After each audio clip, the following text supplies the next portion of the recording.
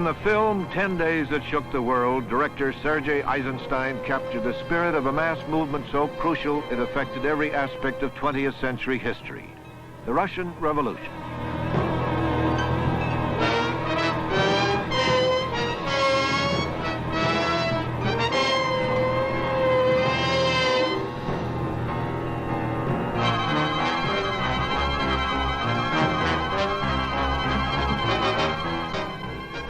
The Russian monarchy collapsed. The victory belonged to the proletariat, led by Bolshevism's prophet, Vladimir Lenin. And Russia became a land of untouchables to Americans. For 16 long years, a nation larger even than ours in population and in extent of territory has been unable to speak officially with the United States or to maintain normal relations with us. American diplomatic recognition of the Soviet Union is a story of expediency at work in the field of foreign affairs. When Franklin Roosevelt assumed the presidency, his most urgent business was spurring life into the economy. Foreign trade was vital, Russia was a promising customer, so a deal was struck with what some would later call the devil.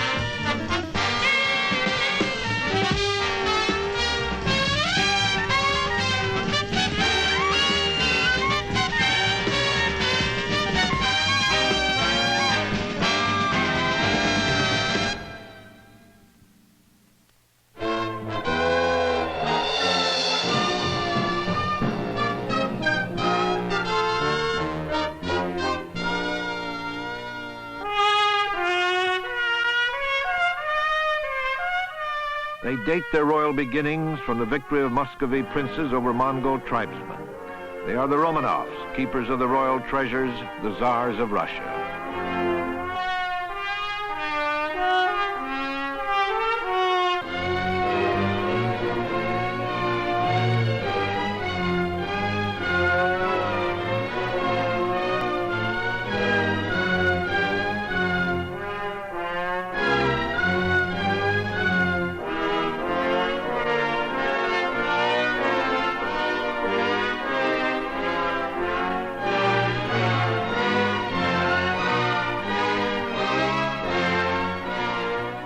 We're in the home of the late Mrs. Marjorie Meriwether Post, Hillwood in Washington.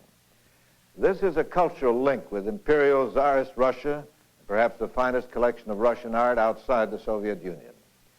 The chandelier came from the palace of Tsar Paul I, the son of Catherine the Great. That's her portrait behind me. The other portraits include the Tsars Nicholas I and II, and the last Tsarina Alexander. That was pre-revolutionary Russia before 1917. The United States did not recognize the new regime for 16 years. In January 1917, Tsar Nicholas played the role of field commander to the army in spite of warnings of dangerous unrest throughout Russia. His army held a key to the outcome of the First World War. To the Allies, victory depended on the Russians holding the Eastern Front, however exhausted and demoralized. The German High Command devised an ingenious scheme to undermine the Russian war effort. One man would galvanize the revolution and persuade the Russian army to lay down its arms. Russia's most powerful revolutionary, Lenin, waited in exile for his moment.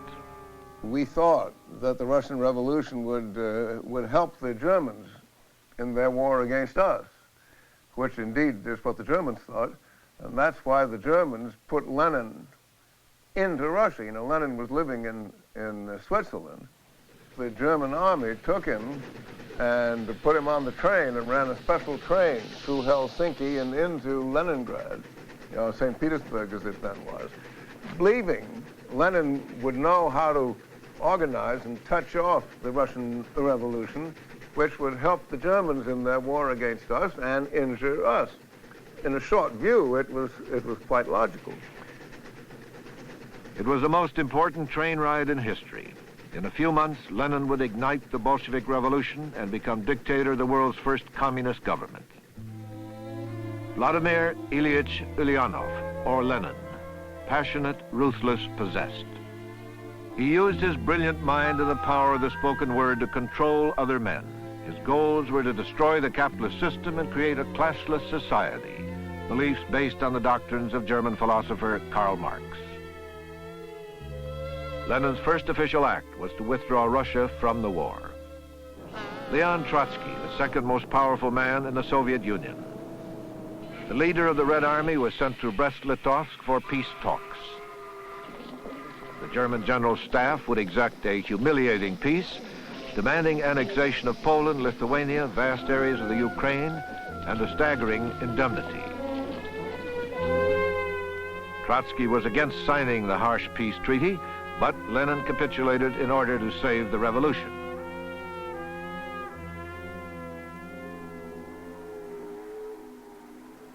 American troops arrived in Murmansk to serve under British command, guarding valuable military supplies. President Wilson had refused Allied pleas for intervention on the Eastern Front. The Murmansk expedition was all that he would allow. The British, however, skirmished against Bolshevik troops, and Wilson realized he had made a mistake. We didn't want to do it at all. We were really pressed into it by our allies. Wilson would never have agreed to the intervention, to the use of American troops in North Russia, had he not been formally requested by the commander-in-chief on the Western Front that we send those troops there, and assured that this would be of great value from the standpoint of our operations against Germany. He sent them there thinking that this would play a role in the war. It didn't, but he didn't know that. The United States also intervened in Siberia, ostensibly to protect a huge accumulation of war supplies from the Bolsheviks. Among the international contingent were 7,000 Japanese troops. Their real motive was to strengthen Japan's foothold on the Asian mainland. The British and the French had been urging us for 6 months to send forces there, and Wilson had been resisting it. And he finally yielded to this because there was a large contingent of Czechoslovak troops trying to withdraw from Russia through the Far East, and Wilson got the impression that we could be of assistance to these troops in getting out of Siberia, making their exit. And it was really this which tipped him over and caused him to assent to this.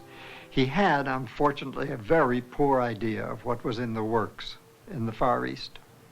And this played no part in getting the Czechs out.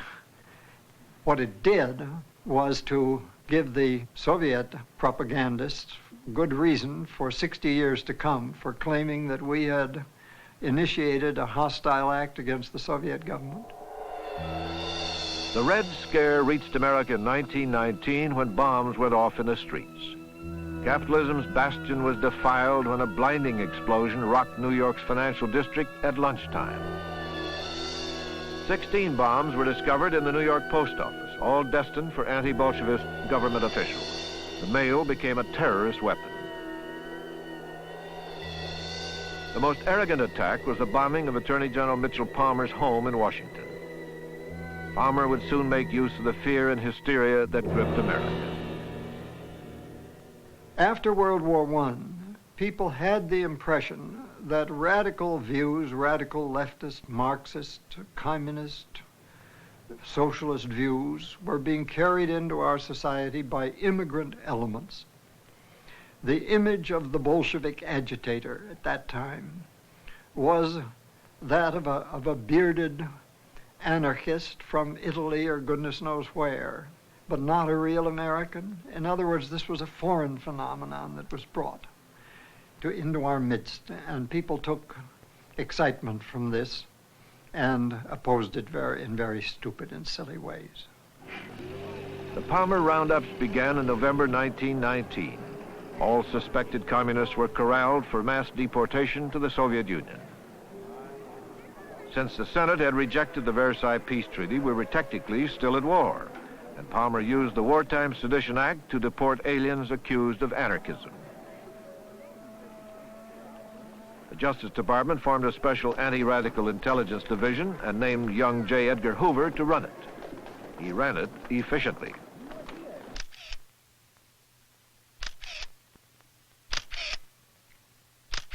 The hysteria reached its peak when the 5 socialist members of the New York State Assembly were voted out of office as traitors. Anarchist Emma Goldman, nicknamed the Red Queen, and Alexander Berkman, the Red King, were the big catches. They were among 249 deportees herded on the good ship Buford in 1919 and shipped to the Soviet Union. The press had a field day, calling it the unholiest cargo that ever left our shores. Well, actually, the activities against which people were reacting in this red scale there, most of them were anarchist activities, not communist. Anarchist activities of which the Bolsheviki in Russia did not approve at all. They, of course, were making their own efforts all during the 1920s and in part in the 1930s to build up a communist party in this country. And they conceived of it as a revolutionary party. Had it had sufficient success, it would have tried to seize power. So there was a certain legitimate cause for complaint on the American side. The Soviet Union, indeed the entire communist world, went into a state of shock on January 21st, 1924, the day Lenin died. The death of Lenin plunged Russia into the stupor of grief. Under gray skies, falling snow, bitter winds, the body of Lenin was carried to the House of Trade Unions. Countless thousands of mourners came to view the body. A banner proclaimed, "Lenin is dead, his work lives on."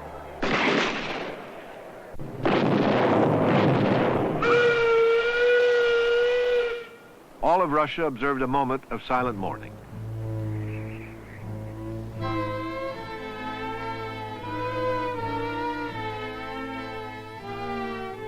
At the corners of the casket stood members of the Central Committee, among the most famous, the bearded Kalinin. Other mourners included a young Georgian officer named Stalin. The brutal, paranoid Stalin rose to power by eliminating all opposition. In his early years, Stalin was involved in the criminal activities of the party. He ascended mysteriously from obscurity to the Central Committee. Professor Kennan's words, Stalin was a master of political intrigue, a man without pity or mercy. Trotsky, who charged that Stalin had poisoned Lenin, was the main obstacle to Stalin. By 1927, Trotsky was expelled from the party and hounded across Europe into permanent exile. Trotsky finally fled to Mexico, but in 1940, Stalin's assassins murdered him.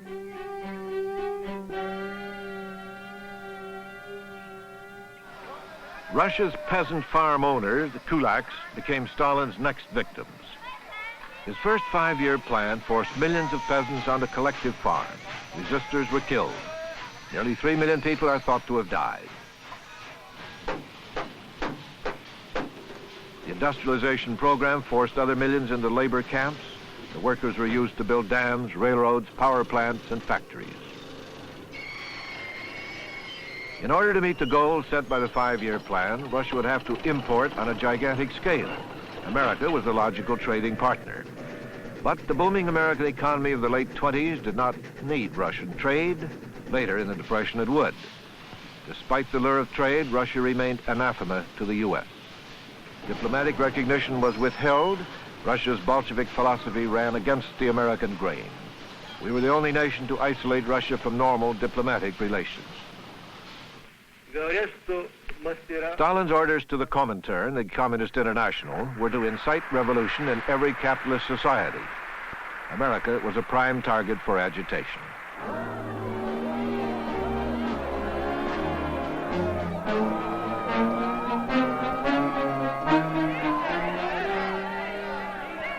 Soviet government was never willing to give up the propaganda entirely or to disown the Comintern. It couldn't. I mean, the Comintern was part and parcel of it. The so-called Comintern activities in this country, the efforts to create a communist faction in the United States, they were what you might call the old classical pattern. They were aimed at finding workers, of creating a sort of a communist workers movement. They aimed at the lowest levels of the social structure. Of course, many people were deeply shocked by the declared intention of the Soviet leaders to promote revolutions in other countries. To Americans in particular, who conceived this to be a democratic country, this was very shocking because they thought, why should you try to overthrow by force, in the interests of a tiny minority, a country which has its own facilities for choosing its government?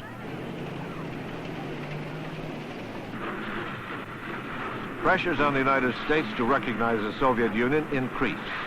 British playwright George Bernard Shaw propagandized for Russia in a broadcast to America. Hello, all my friends in America. Hello, all you dear boobs who have been saying for a month past that I have gone dotty about Russia. We have rebuked her ungodliness, and now the sun shines on Russia as on a country with which God is well pleased, whilst his wrath is heavy on us, and we don't know where to turn for comfort or approval. We have prided ourselves on our mastery in big business and its solid foundations in a knowledge of human nature. And now we are bankrupt. When Franklin Delano Roosevelt took office in March of '33, this country was on the verge of economic collapse. Trade with Russia would help pull us out of the Depression. But FDR had to convince a divided American public.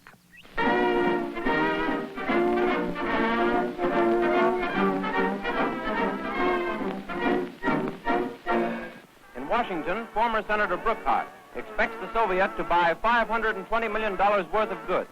He believes Russia will take at least $50 million worth of raw cotton, which will help the South.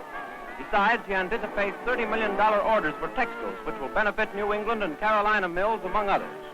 Russia's major purchases, extended credit, are to be in heavy equipment, like machinery, which includes such items as tractors, motors, rails, and other materials, which the Soviet Union needs and which American mills are ready to produce. $400 million is to be expended in this way, according to Mr. Brookhart. Japan, however, finds it impossible to accept the report adopted by the Assembly. 17 days after FDR assumed office, he faced a major international crisis that made recognition of Russia even more important. Japan's resignation from the League of Nations worried Roosevelt. It seemed an ominous signal. Most important of all was his anxiety at that time about the policies of the Japanese, his fear that they were going to go into China in a big way. They were already into Manchuria, and his belief that we might be able to cooperate with the Soviet government in putting up resistance to Japanese incursions into the Asian mainland. I think this was the most important thing. Moscow, Roosevelt reasoned, might provide a buffer against Japanese aggression, but recognition was risky. Diplomatic recognition of the Soviet Union was a highly controversial issue in 1933. There was intense public debate, much confusion, a complex array of pros and cons. First, there was the ideological issue. Many Americans saw communism as godless. Recognition of the Soviet Union would be un-Christian as well as un-American. Therefore, the Catholic Church and patriotic groups opposed it. Congressman Hamilton Fish of New York wanted to deport all communists as subversives. There were between 500,000 and 600,000 communists in the United States, of which 2/3 were aliens. Senator William Borah, the isolationist, favored recognition to develop trade. Congressman Martin Dies of Texas was obsessed with communist infiltration. Have a seat. Mr. Martin, have the communists attempted to seize control of the labor movement? Undoubtedly, the communists have sought to seize control of the American labor movement, but they have not succeeded. American labor was against recognition, but because of the need for foreign trade during the Depression, farmers and business leaders were for it. So President Roosevelt's problem was this: how could he make recognition, which he saw as inevitable, palatable to the American people? Roosevelt turned to an old friend and an expert on the Soviet Union, William Bullitt. FDR had appointed him special assistant to the Secretary of State.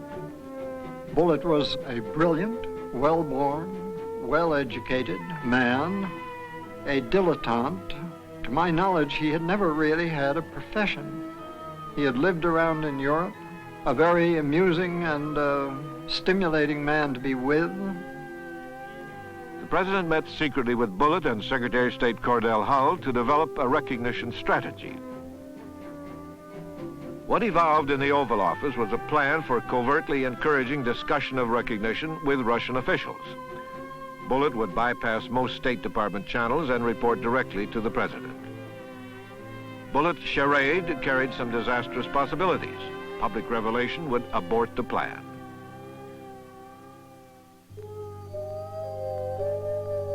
Bullitt's field of operation was the placid esplanade of Washington's Embassy Row. Undercover, he headed for 1637 Massachusetts Avenue, the Soviet Information Bureau, Russia's unofficial embassy in the United States.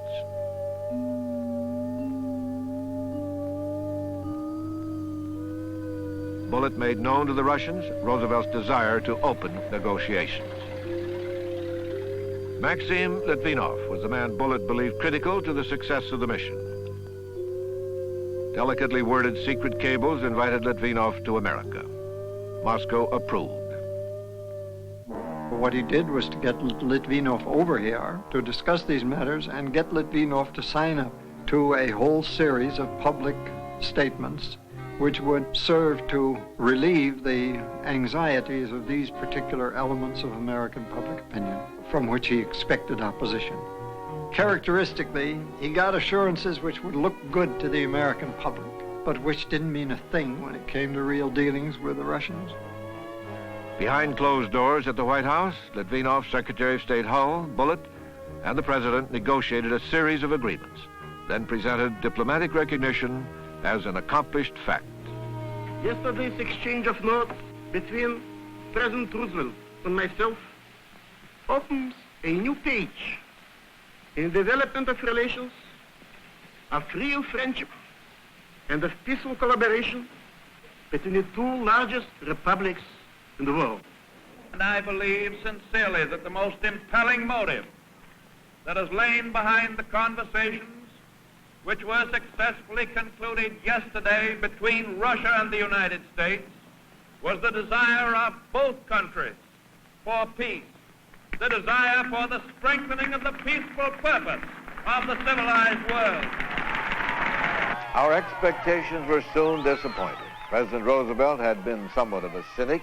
He correctly calculated that the American people would be impressed and reassured by Soviet assurances. But as Professor George Kennan observed, FDR was interested only in their momentary psychological effect on the American public, not in their effectiveness in practice. The Soviet government subsequently refused to pay attention to most of those assurances. And trade, too, failed to increase after recognition, and never even achieved prior to World War II the level it had reached in 1930 when there were no relations at all. Roosevelt was right in believing that recognition had to come. It might have been better if it had come with less exalted hopes and expectations. As Professor Kennan said, it was perhaps inevitable that a country which had so long exaggerated the effects of withholding recognition should exaggerate the significance of granting it.